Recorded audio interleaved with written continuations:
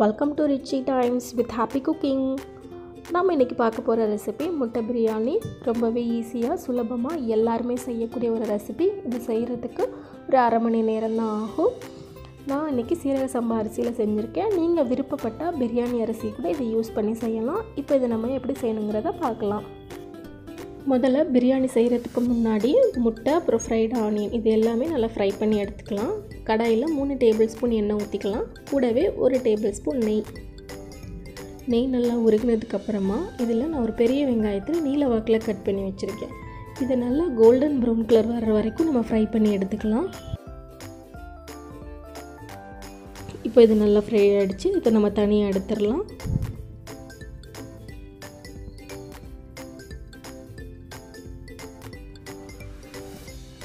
இப்போது இதே எண்ணெயில் நான் ஒரு பாதி குடமிளகாயை இந்த மாதிரி கட் பண்ணி வச்சுருக்கேன்.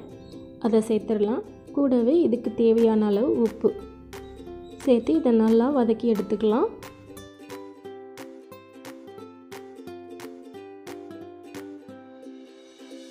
இப்போ இது நல்லா வறுபட்டுருச்சு. தனியாக எடுத்து வச்சிடலாம். இப்போ இதே எண்ணெயில் ஒரு 1/4 டீஸ்பூன் மஞ்சள்தூள், 1/2 டீஸ்பூன் மிளகாய்த்தூள், அப்புறம் உப்பு. நான் ஒரு 3 முட்டையை நல்லா வேக வச்சுருக்கேன். அதை எல்லா பக்கமும் லைட்டாக கீறி விட்டுட்டு இதில் சேர்த்துடலாம்.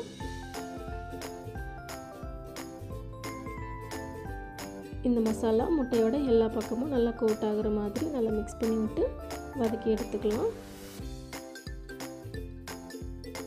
அடுத்து நம்ம பிரியாணி செய்ய ஆரம்பிச்சிடலாம். குக்கர் வச்சுக்கலாம்.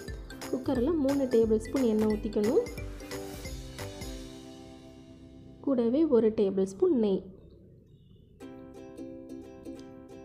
நல்லா மெல்ட் ஆனதுக்கப்புறமா இதில் ஒரு பிரியாணி இலை, ஒரு ஸ்டார் பூ, ஒரு பட்டை, 4 கிராம்பு,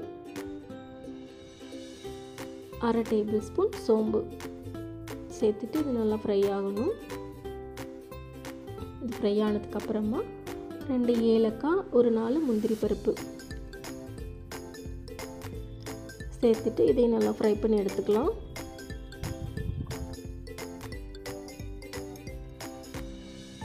இது நல்லா வறுப்பட்டதுக்கப்புறமா நம்ம வெங்காயம் சேர்த்துடலாம்.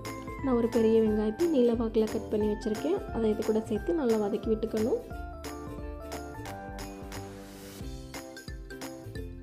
வெங்காயம் நல்லா வதங்கிடுச்சு. இப்போ நம்ம தக்காளி சேர்த்துடலாம். நான் ஒரு தக்காளி எடுத்திருக்கேன். இதுக்கு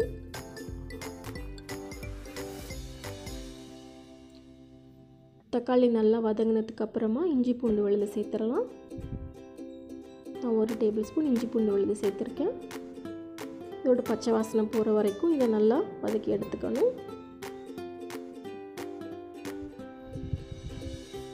இப்போ இது எல்லாமே நல்லா வதங்கினதுக்கப்புறமா மசால் பொடி சேர்த்துடலாம். ஒரு 1/2 டேபிள் ஸ்பூன் மிளகாய்த்தூள், 3/4 டேபிள் ஸ்பூன் தனியாத்தூள், 1/4 table spoon non veg masala powder. இதுக்கு பதிலாக நீங்கள் பிரியாணி மசாலா பவுடர் கூட யூஸ் பண்ணிக்கோங்க. 1/4 டேபிள் ஸ்பூன் கரம் மசாலா, அப்புறம் தேவையான அளவு உப்பு,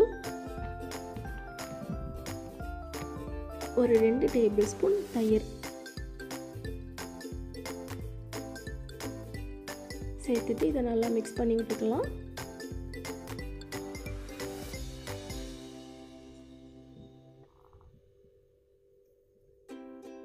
மசாலா நல்லா மிக்ஸ் ஆனதுக்கப்புறமா கொத்தமல்லி, கருவேப்பிலை, புதினா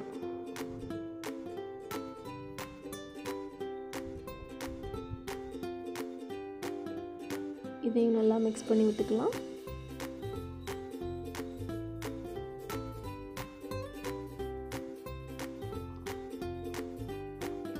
இப்போ நம்ம அரிசி சேர்த்துடலாம். நான் சீரக சம்பா அரிசி எடுத்திருக்கேன். ஒரு 3 கிளாஸ். இதை நல்லா வாஷ் பண்ணிவிட்டு ஒரு 15 நிமிஷம் நல்லா ஊற வச்சு எடுத்திருக்கேன். இப்போ இது கூட சேர்த்துடலாம். சேர்த்துட்டு நல்லா மிக்ஸ் பண்ணி விட்டுறலாம்.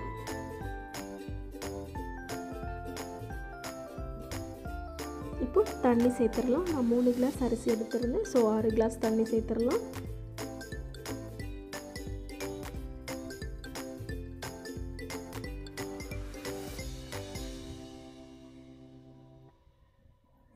இந்த டைமில் உப்பெல்லாம் சரியாக இருக்கான்னு செக் பண்ணிக்கணும்.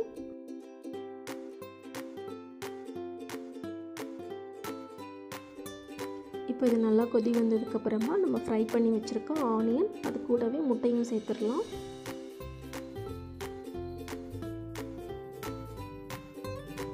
சேர்த்துட்டு லைட்டாக மிக்ஸ் பண்ணி விட்டுறலாம்.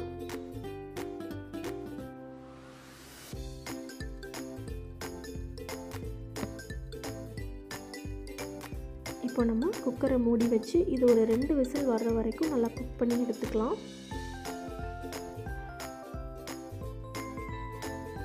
இது குக் ஆனதுக்கப்புறமா ப்ரெஷர் ரிலீஸ் ஆனதுக்கப்புறம் நம்ம ஓப்பன் பண்ணி பார்க்கலாம்.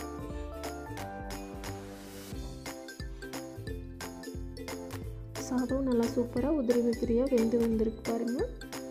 இப்போ இதை நம்ம பவுலுக்கு மாற்றிடலாம்.